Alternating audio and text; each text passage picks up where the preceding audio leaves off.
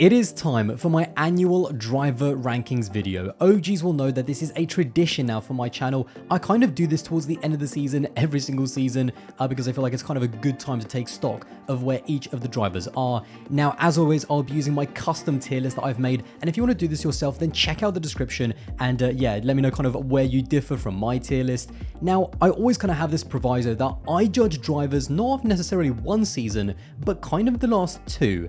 I do this because it kind of allows for outliers. So for example, if a driver was amazing last year, but has kind of dipped off a little bit this season, then it kind of allows for a few outliers, a little bit of balance. So yeah, whilst this is a 2025 ranking, I do take into account a little bit what they've done over the past two seasons. Anyway, enough chatter, let's get into it. So here she is in all her beauty, my custom tier list. Now, over the years, the categories have changed a little bit, but for the most part, they're pretty self-explanatory and they have been pretty constant, I feel like, over the past, kind of half a decade that I've been doing this. So yeah, let's get straight into it. First up, we have Nico Hülkenberg. Now, actually, to refresh myself, I went back and watched last year's video to kind of know where I put the drivers last year. So yeah, based off last year and also Nico's performances, of course, brand new to the Sauber team, turning Audi next year. So yeah, a brand new driver up against a rookie, finally got his first ever podium in Formula One. I'm going to still put him in quality midfield drivers. I think that's fair for Nico. He has had a bit of an up and down season. I think Bortoleto has been a lot closer to Nico Hülkenberg than I think some people actually realize. And that podium that he got in Silverstone, as good as it was to see Hulk finally get a podium, it's kind of carried him this season. Now, he has managed to wrestle some of that momentum back. So yeah, I feel like quality midfield drivers is fair for Nico Hülkenberg, the way he revived his career, you know, 3 or 4 years ago, coming back into Formula One, I think has been amazing. And yeah, he continues to just be a quality midfield driver for Sauber and / Audi next season. Next up, we have probably the easiest driver on the list, the guy who's basically kind of named after the category. It is Max Verstappen. He is in best of the best, no doubt about it. I'm pretty sure he's been in that category every single season that I've been doing this. There's not really much more to say. I think the only argument is, perhaps we can have this at the end of the video, is should he be the only driver in best of the best? Is there anyone on Max Verstappen's level? You're going to have to wait and find out, I guess. But yeah, Max, he just continues to be the outstanding driver of his generation, undoubtedly. And what's amazing is that, you know, he's kind of produced this title comeback as the Red Bull has also kind of improved since kind of Italy time. So yeah, he's really spiced up this championship because the pressure he's put on the McLarens has been absolutely phenomenal. And yeah, based off what he's done over the last 2 years, it's undoubted that he is in best of the best. Now, Esteban Ocon is a really interesting one because I think last year I had him in quality midfield drivers, but I think Ollie Behrman I think Ocon hasn't been good enough or hasn't had enough of an advantage over Ollie Behrman for me to kind of keep him in quality midfield drivers. I've been a little bit disappointed by Ocon. I think he is a really good and again solid driver, but I'm actually going to downgrade him to solid but replaceable. And I really do feel like as much as he is a dependable driver, Ollie Behrman, his, rookie teammate, has come in and has done a really good job against Ocon. I mean, I think he's outscored him now after the finish he had in Mexico. And I just feel like as much as Ocon has had some bad luck, the car has been a little bit inconsistent, I just feel like he isn't quite in that top tier in terms of midfield drivers. So yeah, maybe a little bit harsh on Esteban, but given that he is the experienced driver, there's just, yeah, I kind of expected him to have a bit more of an advantage over Ollie. And I think Behrman has also outqualified Ocon as well. And for a driver of his experience, yeah, for this year, I've actually dropped Ocon off what he has done over the past couple of years. Having said that, let's not forget he did finish on the podium last year. So he is still, he does still kind of have his moments, but yeah, a little bit disappointing this season in my opinion. Now, next up, I've got Carlos Sainz. Now, Carlos Sainz is a very interesting one. For years, I have had him in the borderline champions. However, I do think that if you kind of look at the last 2 years, yes, he did win races last year, but Ferrari were in a battle to potentially win the Constructors' Championship. Like, I mean, that just seems crazy when you think about the season that Ferrari have had in 2025. The fact that there were even the fact that there was even a chance for them to win the Constructors last year against McLaren is crazy. And he did have a few key crashes last year that kind of, I'm not going to say cost Ferrari, but it really did hinder their title hopes. And when you look at the way that he's not hit the ground running at Williams, certainly that podium in Baku was absolutely fantastic. It shows the race-winning quality that he does have, obviously being a multiple-time race winner last year. But I do just think that despite the fact that I've had him in borderline champions for quite a few years, I'm going to drop him into quality midfield drivers. I think, again, he's wrestled back some of that momentum, but he didn't have the best kind of 2024 season, especially up against Leclerc. I think he could have done more to help Ferrari in the constructors, and his poor start to life at Williams at the beginning of the season, I think warrants me dropping him just to quality midfield drivers. Next up, Pierre Gasly, potentially a controversial one because I'm gonna leave him in quality midfield drivers. Now, for such a long time, to me, both Ocon and Gasly have almost been like the same driver, and that's not just because they're both French, but they're kind of a much for muchness. I mean, when they were teammates, like one season it was Ocon, the other one it was Gasly, but I do think that Gasly has just been a little bit more comfortable versus his teammates, although admittedly he has had two different teammates to get used to, and Alpine have had a shocking of a season, so yeah, I haven't been massively impressed by Pierre Gasly's season, but I think he did well enough last year at Alpine, and just in terms of consistency, I do think he deserves to stay in quality midfield drivers, but next year, no doubt, is going to be a massive opportunity for the Alpine team because Mercedes engines, that's going to be the season for Gasly to kind of really prove himself because, yeah, I think Colapinto has also kind of improved gradually since he's come into the team as well. So, yeah, hanging on to that kind of midfielder, quality midfield drivers tier is Pierre Gasly, but I'm going to keep him in there for now over the course of what he's done over the past couple of years. Next up, Charles Leclerc. Now, exactly the same as last year.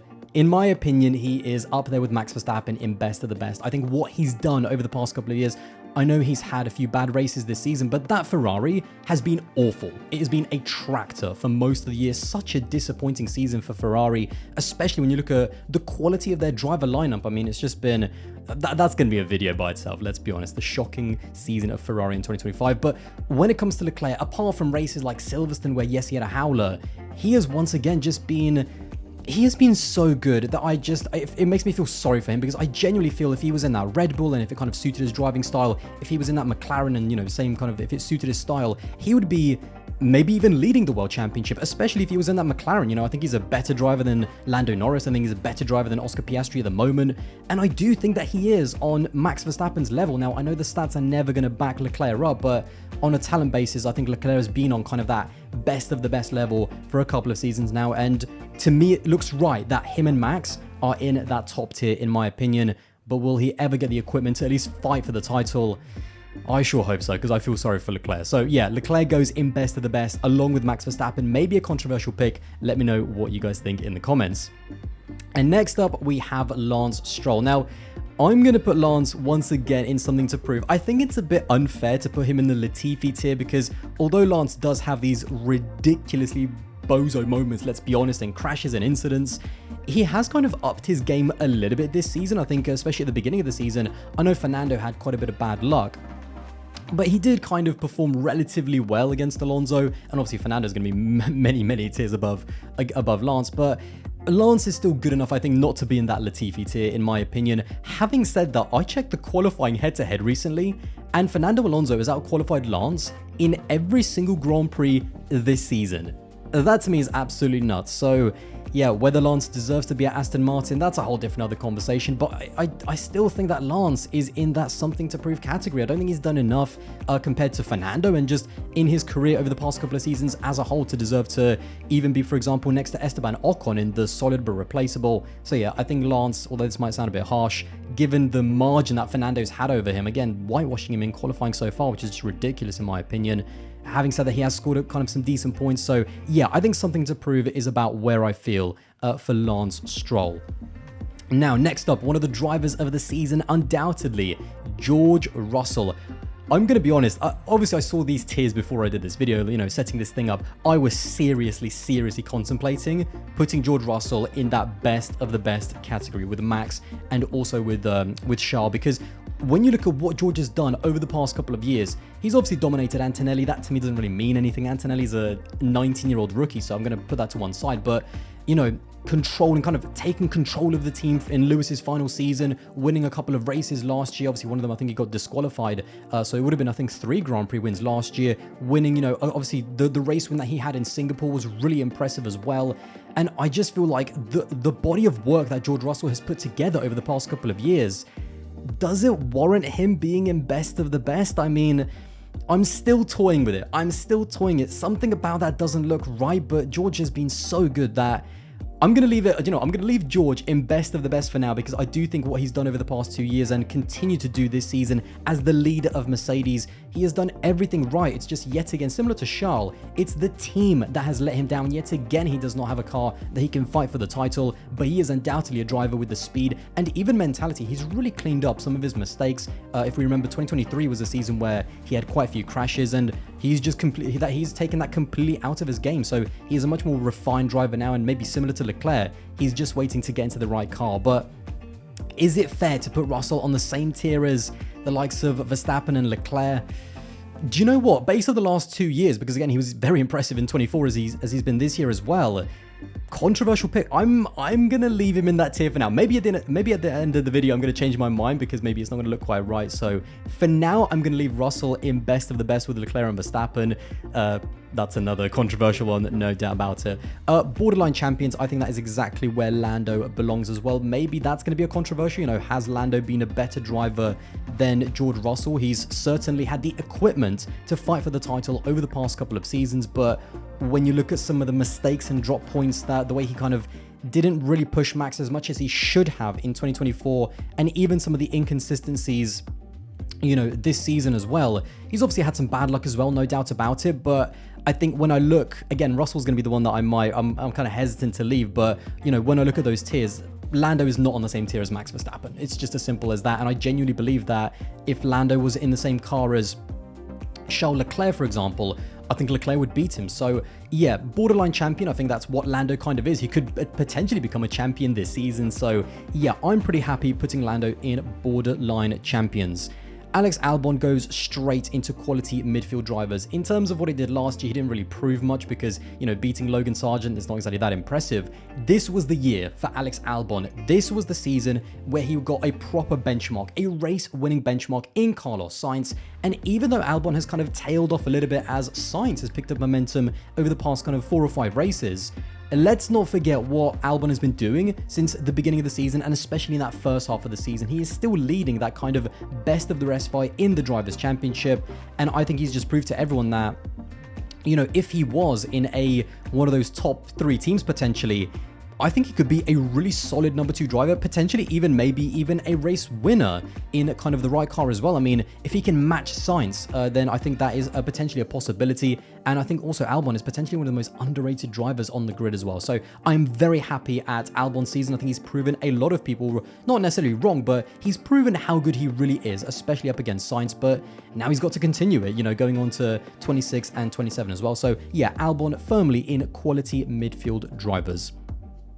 Oh boy, Yuki Tsunoda. Now, some of you might know that I'm kind of a big Yuki fan, and I think last year I did have him in quality midfield drivers, but I think based off this season, it's been a massive disappointment. I mean, it was always going to be very tough to go up against Max Verstappen, but I think it's fair to drop Yuki to solid but replaceable. Based off what he did last year, I don't think it's fair to drop him any further. Like, I genuinely believe that if you put Yuki and Lance, for example, in the same car, I think Yuki is a better driver. I think what he did in the midfield last year proved why he deserved a chance in the Red Bull. Unfortunately, the way it's panned out this season, even though he has been making kind of small signs of progress over the past 5 races, it's still not enough. I think we all know where this is going. I think potentially he will be dropped by Red Bull at the end of the season, which is a shame. But yeah, I think Yuki warrants, unfortunately, dropping to solid but replaceable based off both some of the good performances last year and the disappointment of 2025 so far.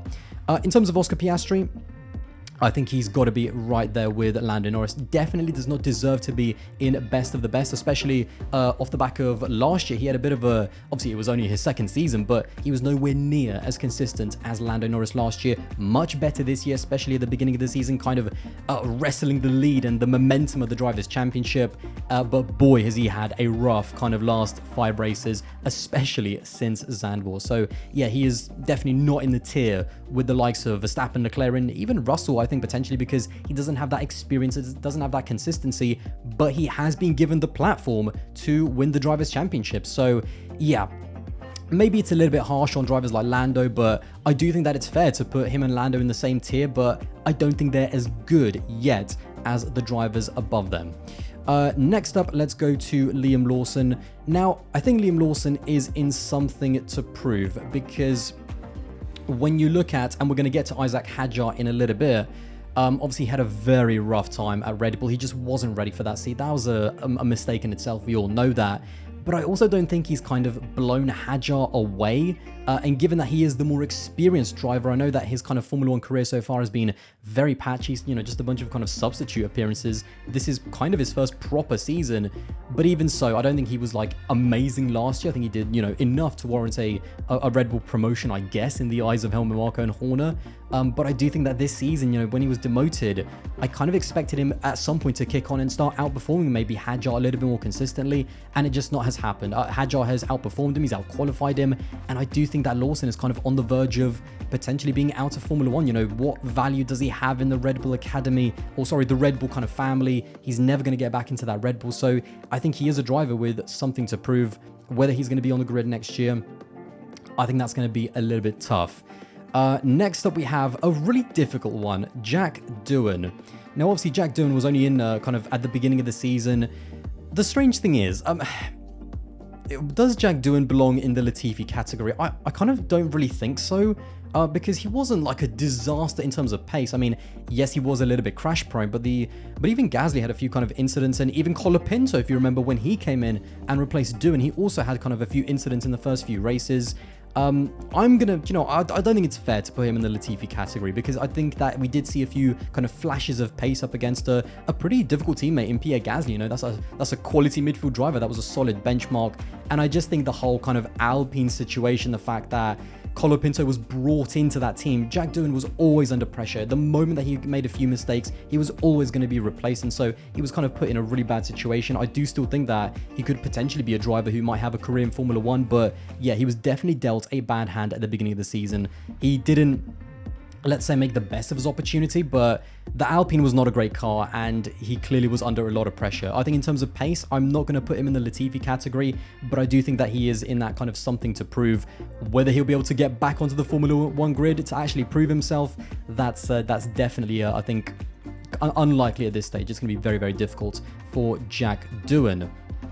Next up, Ollie Bearman. Now, I think we're going to go with solid but replaceable. I think that Mexico result was a massive one for Ollie. If you remember, I actually did a video about Ollie a few weeks ago where I was a little bit critical about some of the incidents and, you know, the fact that he was on the verge of a race ban. But yeah, Ollie's had kind of a mixed, I would say, a mixed rookie season where some of the highs and some of the potential is absolutely fantastic, and it all came together in Mexico with that incredible drive, and the way he held off Max Verstappen was just superb. I mean, that was so much composure for a rookie. But there have also been kind of you know, the bad moments as well, the crashes, the kind of ridiculous red flag crash in Silverstone as well, and just a few kind of execution problems. But to be out qualifying Esteban Ocon and then to produce that incredible performance in Mexico, I think for a rookie, solid but replaceable. It's a good start for him kind of in his first proper season of Formula 1. Obviously, he made those cameo appearances last year. But yeah, solid but replaceable, and on the same tier as an experienced Esteban Ocon. I think that's a fair place to put Ollie Bearman, and I'm going to go Isaac Hadjar in that exact tier as well. Again, I think Hadjar has been the standout rookie, no doubt about it, in 2025. I kind of struggle, though, to put Hadjar above into the quality midfield drivers. I feel like you have to have a couple of seasons, or at least a season and a half of like really solid results and consistency to be on the same tier as Hülkenberg, Sainz, Gasly, and Albon. But yeah, Hadjar has been absolutely phenomenal. That incredible performance, his standout in Zandvoort was just amazing. Kind of, again, the composure on a racetrack that I don't think he's raced on before as well. So obviously Formula 2 don't race in Zandvoort. So yeah, that was definitely his standout performance. And the fact that, you know, he's on the same tier as kind of Yuki Tsunoda, maybe is that controversial? I don't know. But yeah, Hadjar has been undoubtedly the surprise of the season. Not just the surprise rookie, but no one, and definitely not Red Bull and not Helmut Marko, could have foreseen how good Hadjar was going to be in his rookie season.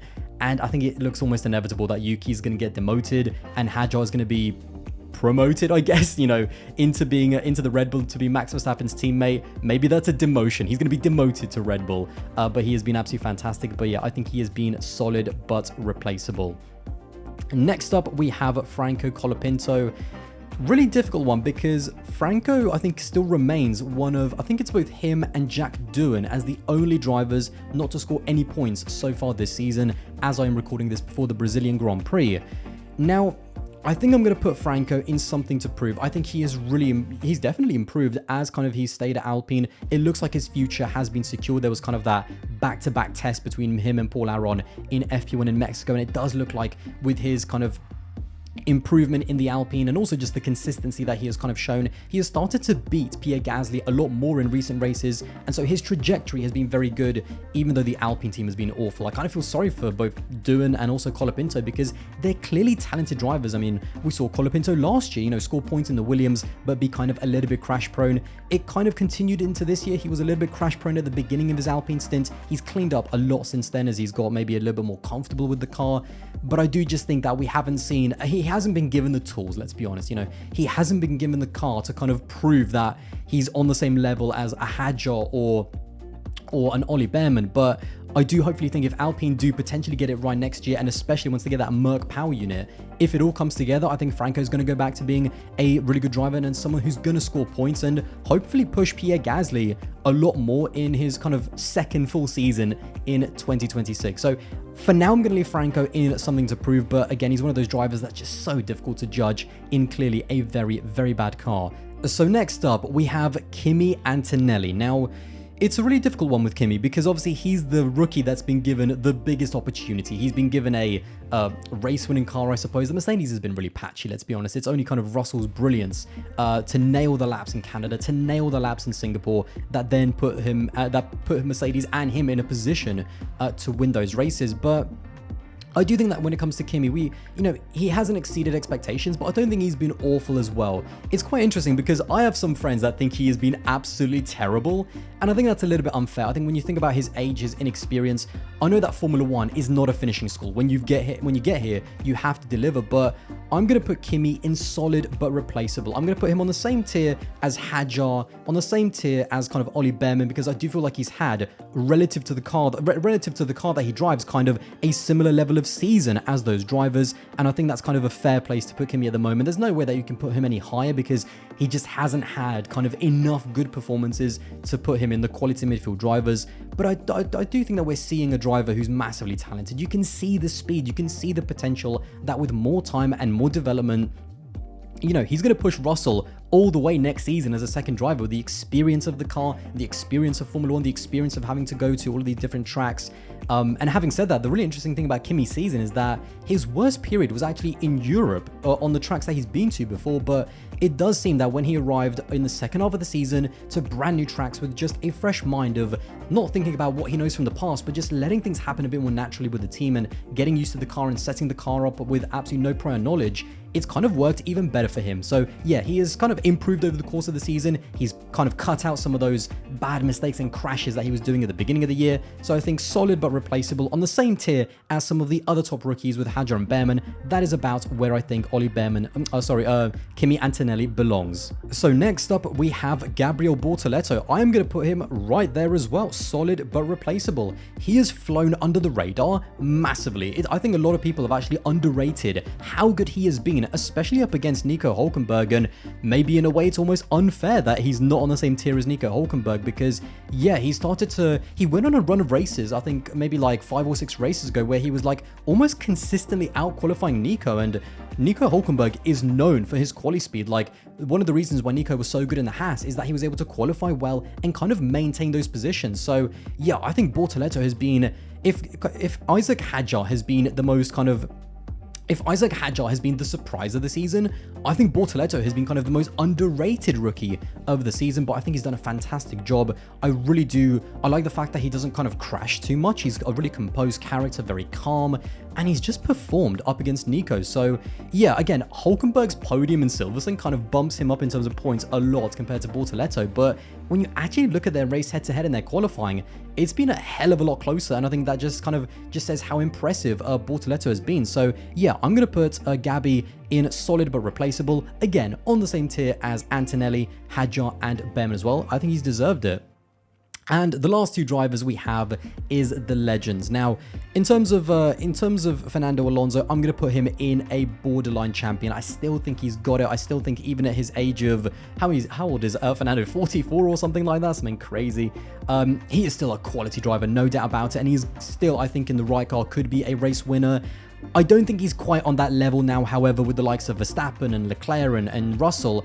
And I do think that it's difficult to benchmark him. I mean, when he's whitewashing Stroll in qualifying, he has had a lot of bad luck in 2025, but it's just difficult to know where Fernando is at the moment because his teammate is so bad. But I do still think that were he to be in one of those front-running cars, he would undoubtedly be a race winner. There's no doubt about it, but I don't think he's quite at the peak of his powers. And yeah, I can't put him any higher than that.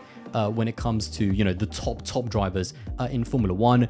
And I'm going to put Lewis Hamilton on the same tier. Now, that's actually a drop for Lewis because based off, if you remember last year, I actually had him in best of the best because I felt off the back of 23 and 24, those kind of 2 seasons balanced it out.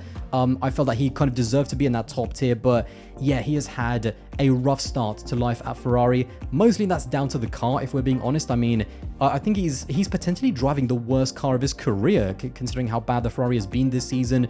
But yeah, he has been solidly out-qualified by Leclerc. I think it's like 15-5. And in terms of the races, Leclerc has also been the stronger driver. I think it's fair to drop Lewis. He still had his absolute magic moments where, you know, that peak Lewis, that kind of championship level Hamilton has still been there, but the consistency has not been there. And I think, again, that's mostly down to the car. His quali pace has also kind of suffered a little bit as well. And so, yeah, I think it's fair to kind of, compared to last year, to drop Lewis from the best of the rest and down into borderline champions. And so there it is. That is the completed tier list. Now, I'm kind of taking one last look in terms of where would I move some of the drivers. I don't think anyone, first of all, I don't think anyone belongs in the Latifi tier. Last year, that was purely Logan Sargent territory, and I feel like that was kind of fair, but I don't think that either Stroll, Lawson, Doohan, or Colapinto have kind of been anywhere near as crash prone and as slow as like the likes of Sargent or Latifi were in the past. So yeah, I think it's fair to leave the Latifi tier completely blank. And I'm just looking at George Russell. Does George Russell belong in that kind of best of the best category with Verstappen and with Charles Leclerc? I'm going to give it to him. That's the one that I was kind of and ahhing, but I'm going to leave Russell in that tier, and I'm pretty happy with where everyone is at the moment. But there you have it. That is my completed driver ranking of the 2025 drivers. Let me know all of your thoughts in the comments box below. And once again, if you want to do this yourself, then check out the description. And if you did enjoy this video, then don't forget to subscribe. That would be massively appreciated. And I'll see you in the next one.